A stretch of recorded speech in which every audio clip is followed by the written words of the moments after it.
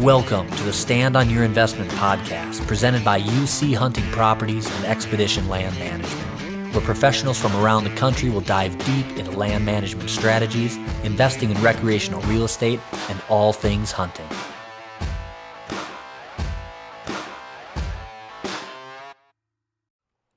We're back with you, folks. Stand on Your Investment podcast, UC Hunting Properties Week in Ingomar, Montana. Joined once again with world guide famous extraordinaire, male prostitute and stripper, part-time stripper, Bill Erdman. Thank you. Yes, Uncle Bill. Appreciate Yeah. that. Cat's out of the bag. Did the I world miss anything knows on that. that? No, you covered it. He lays a lot of floor. Yeah, and Fish pipe. taxidermist. Oh, yeah. You forgot that. World famous Fish taxidermist. fish taxidermist. Hey, he likes fishing too. Yeah, by if the you way. catch a huge fish and want it back in 6 to 7 years, he's your guy. Exactly our time frame. But it'll be perfect. Nothing's impossible. The impossible just takes a little longer. I like your attitude. Mm-hmm. We're also joined today by Austin Wild. Yep. He came in as a scouting expert because Bill fails, so then he goes with Bill. Yeah. He's Finds the game. secondary eyes. Yeah. Bill's losing his eyesight. He's like His out there eyes- with Stevie Yeah. Wonder. We got to keep one young guy in the group, I guess. Yeah. But he did spot some deer today, so we had Which an deer? eventful day. Which deer did he spot? Bill? You're talking the Austin or the one Bill? Andy or Sinks couldn't find it. Oh, yeah. Oh, Austin had that it was all vetted. Austin's been on point all Yeah, day. he's on point. Dude knows what. I mean, when you drive around with plates that say Muley on them, or what's it say? Muleys. Yep. Muleys. Muleys. with a Z. Muleys. With a Z. Yeah. Z. Dropping it like it's hot. I like it. So we sent Derek Sinks back out, JV guide service, and he failed. We had high hopes, but Epic. yeah, I think he's got burb issues. The burb's got yep, issues. The burb's got issues. The burb's got issues. Burb has a- No, we're gonna get into this, but I'm just saying, like, it's all on you, Sinks. You didn't set it up properly. You didn't tell Andy. me the distance. Yeah, failed just on the said- distance. Got your sights? Clearly misranged. Yeah. Clearly. Yeah. Our shooter doesn't miss, but Yeah. if there's a misrange, he will. Yeah. Good day, though, I think. Oh, yeah. I mean, a lot of whole. deer. No death. Colton took off. He was dead heading home with his big buck. He had to go And- surprise the bride. Yeah, he was going to go surprise the bride. Hopefully he didn't get surprised when he came home early. Whoopsie daisy. Whoops. Came home too early. no. Chores are done. Yeah, Colton had a hell of a 10-day run. He did. He had a great run. Wish he could have stayed and enjoyed the camp atmosphere, but I don't blame him. Long haul. Yeah. Big bull elk, big mule deer, and he's heading home. So, and he was talking about having three. Well, Three he'll be hunting in the gaggers, morning. yeah. I mean, he's going hunting in Yeah. Wisconsin for Yeah. opener tomorrow. Yeah, he'll. I'd be shocked if he doesn't pound one of his headliners. Dude's a killer. All right, so day 4 breakdown. Quinn, we're going to start with you. All right. Because last I heard there was a swing and a miss, but I'll let you tell us about Yeah, that. we had a swing and a miss this morning. We had a good day, though. We started out just heading. We were headed to the creek, and we had 2 bucks and a doe come across in the headlights, and so we chased them for a little bit, but they were running, and we had no chance to get out in front of them. So we went up to where Colton and Spinks had been seeing the creek buck, and we were going to try it, and Spinks caught just a glimpse of the antler going down in the creek, and so we took off after him and got down there, and there was actually 2 bucks and 2 does, of which were not the creek buck, and I guess we belly crawled. We slipped around, and we ended up belly crawling probably 150, 200 yards through sage and creek bottoms, and we got within about 50 yards, and I shot and went about 2 inches low. But it was a good hunt. It was a lot of fun. Short by 2 inches. Andy Quinn's story of Story his of my life. Yeah. Yeah. You can confirm with Jordan on that later on. And so then this afternoon we came back and we went up way up north where we went yesterday evening and saw those couple bucks, and saw a 4x3 tonight.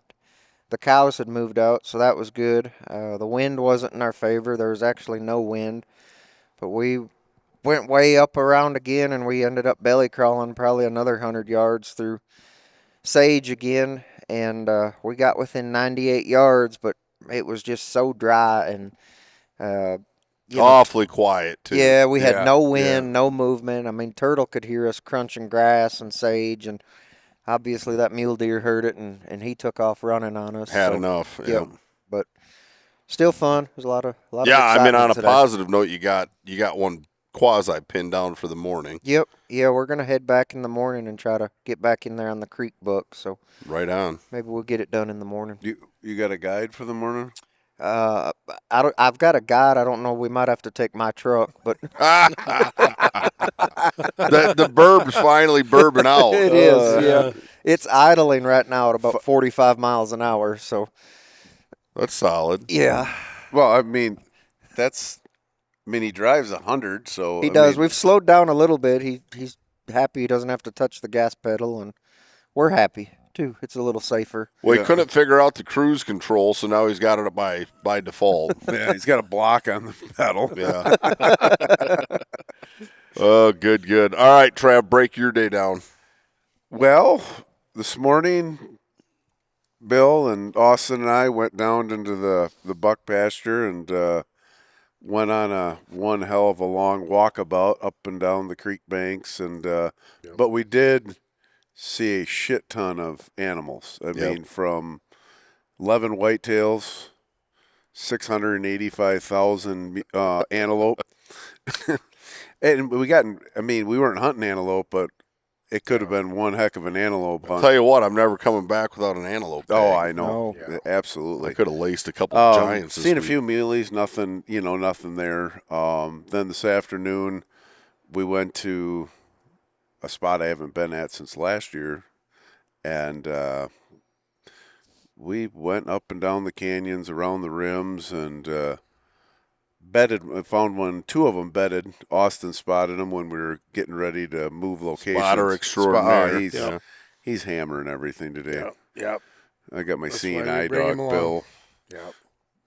Bill More and I- eyes, the better. Oh, absolutely. So And- Trav's got a big one pinned down for morning, too. Yeah, so He'll there be was there. 2 bucks. One was actually sleeping in the field, and the other one was bedded down, and there was a group of does working down to them, and we got them located, got out, didn't booger them. I mean, they were still feeding and kind of feeding down back to where this little canyon we think they're going to go towards. And, Well, and arguably, if you had a little more daylight, you probably would have oh, closed if we on had, them yeah, I tonight.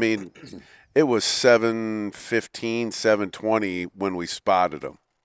And they were a good jag away Yeah. to get to, and and we had no topography and nothing but grass. Well, and we would have been pegged with all those eyes open. I have no doubt, Trav, with your cat-like voodoo ninja skills, tomorrow you'll put the moves on him. Oh, exactly. I mean, it looked like Sasquatch going through the woods. Yeah, but, it's you know, natural. I mean, they see Sasquatch Yeah, a it's lot. natural. Yeah, they do. I was kind of thinking more you needed to direct yourself more into a Bruce Lee mode where you're Yeah. doing some. Well, it's a But cat-like Sasquatch ninja will work. mode. I mean, whatever. No, it'll be Bill and Austin and I'll run in there in the morning, and we're going to get there a little earlier and watch the sun come up and see if they stand up, See what happens. in the silhouettes before Yeah. and start feeding back down or going down to bed. One, I'd say I like your odds because if you knew where he was laying, sleeping, literally, I would be willing to bet there's about a 200-yard radius that he's going to call that bed again tomorrow. Yeah. Yeah. Oh, yeah. So, yeah, if you're there and get to watch him close the distance, I like your odds. But Destry and I started the morning down south on the other ranch looking for the mystery deer. Did not see him. But on a positive note, similar to both your guys' experience today, I seen more deer today than any other day. We did see, gosh, I can't even think of the numbers. Like, I think we seen 13 does and our fawns down there this morning and 2 little junk heads. But it was good. I mean, it was up from the day before, and it's enough to make me want to go back tomorrow morning and try to dissect it. It was cooler this morning and cooler this afternoon. Yep. So I think that had a lot to do with it. I mean, it was about 10 degrees difference. Yeah. Well, and I think So, yeah. I didn't even look. I'm gonna say this because I think I can say this 100%. But I think that pressure was rising like crazy. Oh yeah. I think it was a pretty high pressure day. It was bluebird, just about perfect, and a little bit cooler. So I could feel it. I had a pressure headache today. Yeah. You know, it's steel plate in my head kind Yep. of. Yeah. Things happen. Yeah. No, and then this afternoon we slipped up north, looked at the CRP area. Same thing, lots of deer. I don't know. I guess I didn't even keep count, but we've seen a handful of bucks. Nothing spectacular, but I think we've seen 7 different bucks. Probably about the same amount of does. And then we had a little bit of a treat coming out of there. Got to watch 7 bull elk, whole bachelor group of bull elk walk out. So that was pretty cool. Nothing monstrous. Probably, I'd say the headliner might have been a 270, 280 type of bull, but still fun to see. Yeah. Oh, absolutely. And it was about as pretty as you could. I mean, it was like looking at a picture or something because sun's going down in the background and there's skyline down that CRP. I mean, it was pretty cool. And we got close. I don't know. I mean, we were sub 100 for sure when we went by them. So that was cool. But no, good day as a whole. I don't know, Bill. I mean, give us your synopsis. You've been doing this a long time, and I know, we're coming out of a massive 2-year drought. You guys got a lot of rain this year, and I mean, things are greener here than I've probably ever seen them. Yeah. It's record moisture, and we went from a record drought to a record amount of moisture, and its conditions are really good. Yeah. And after these animals had taken a beating with that, they needed it, and they're rebounding, and it's going to be a slow build, but when you get years like this, it helps them stay healthy in winter better and whatnot. So Yeah, they're not going to be short on groceries. no. The other thing that I've seen, I was going to ask you guys, I keep forgetting to ask you this, but I've seen a ton of muley does packing doubles. Oh, Yes. yeah, a lot of fawns. Yeah. Yeah. A lot of fun. Yeah. Yeah. I don't. No, I would agree with that. Yeah, I'll be anxious to see what this looks like in another 2-3 years. I mean, it's good now. It's just tough finding them because they're so spread out. Yeah. But I got to think in another 2-3 years, it's going to snap back and look ridiculous. Yeah. Be back to its former self, I think. Mm-hmm. Austin and I had that little muley forkhorn falling around 2 whitetail this morning, so I don't know if he identifies as a whitetail during mule deer season or anymore. How would you know? We could see Or it could bucks be the breeding bucks. We don't know what's going on. Funny. So Austin, I was going to give you a little time in the spotlight here. You had kind of a monumental deal happen, 10 days ago or 7 days ago or something? Your first archery kill? Yeah, first archery kill. Got it at whitetail doe at 44 yards, and got me kind of hooked on it. It's an interesting experience. It's you doing long range rifle. Lot different trying to get closer to these animals, especially a whitetail. Muleys are tough out here, but everyone knows how edgy whitetail are. They're always on high alert. Schizophrenia. Yeah. Yeah. So so to get that close and get the deal done, that was pretty cool. And being out here, it's pretty interesting this year. Montana, southeastern Montana has lost 50% of its mule deer population. And I think we're doing a pretty good job at working hard, putting on the miles, and I think tomorrow's going to be an epic day for everybody. I hope you're right, man. I hope you're right. Well, and welcome to the family, because I guarantee you just got a disease that you ain't going to want going away. Yeah, that's for sure. I mean, I appreciate you guys. That long-range rifle stuff's pretty legit. Yeah. But, yeah, I mean, in my opinion, the game's getting close, and that's what you do when you're bow hunting. So Exactly. It, Yeah. it was funny listening to these guys today. It's we ranged an antelope at Bill just wanted to see how far it was. It was like 684 yards. He Chip said, shack. I can't even shoot that. That's too close. That's we'll too miss. close. We'll miss. Yeah. It's, Got to challenge those skills. You got to stretch that field out a little bit further. Yes. these guys are yes. talking about 1,000 yards. I'm running around with a bow and arrow. Right. Yeah. I know we go from one extreme to the other. We either want them the furthest away Or possible, closest as or as possible, close yeah. as possible. It's Yeah. literally a speck on Yeah. the horizon. So Yeah. Then a little vapor mist of red, and then dead. right. Bill still has the record, 1,200 yards on a coyote. That is a bomb. Yeah. Yeah. Was that the 28? Yep. 28 Nosler pulled that one off. Yeah.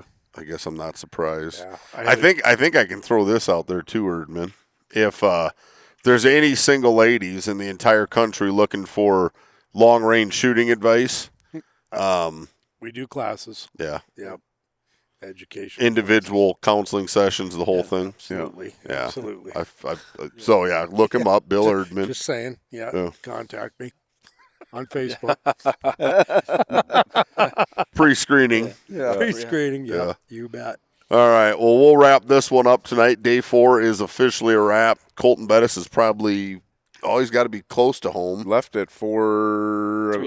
Yeah, I think 350 this Yeah. morning. Yeah, he should be home. He should be home, probably gathering his stuff to get out in the tree stand tomorrow, if I had to guess. Quite a warrior. Think about that run. Yeah. Yep. He was going to hammer it out. Yep. No, that's cool. Yeah, big final day tomorrow. So Yeah, we gotta get shit done. yeah, it's game day. It's game day tomorrow. It's going to be real. No pressure, Austin. No pressure at all. You just got to find 3 gotta- giant deer so we 3 can giant kill deer. them. Just wish you'd have came 3 days earlier. No, Yeah. Right. Right. Bill Yeah. didn't even hear that one. He failed. Yeah. Well, That failure's on Austin, not you, Yeah. Bill. Yeah. Oh, okay. I'll take it. Transfer that. Anyone off. puts I that will work take it. shit ahead of hunting's nuts. right, I know. Bill gives her the whole freaking day. I mean, between the Coors Lights and the walking, I mean, he's on it. It's serious. It's mostly water. Yeah. Yeah. Yeah. It's cowboy water. Yeah. Starts at 6 a.m. So, Yeah. Can't drink all day if you don't start in the morning. right, exactly. Got to tell these guys, it's all about persistence. Just got to stay on it. Keep giving Yeah. it. Keep giving it. Don't lose focus. When the sun comes up and the sun goes down, you got to stay persistent. Hammer time. Yep. All right. Well, that's day 4 in a nutshell. We will be back tomorrow to wrap this thing up. Roger that. Peace out. 10-4. And forward. Thank you for watching this episode of the Stand on Your Investment podcast presented by UC Hunting Properties and Expedition Land Management.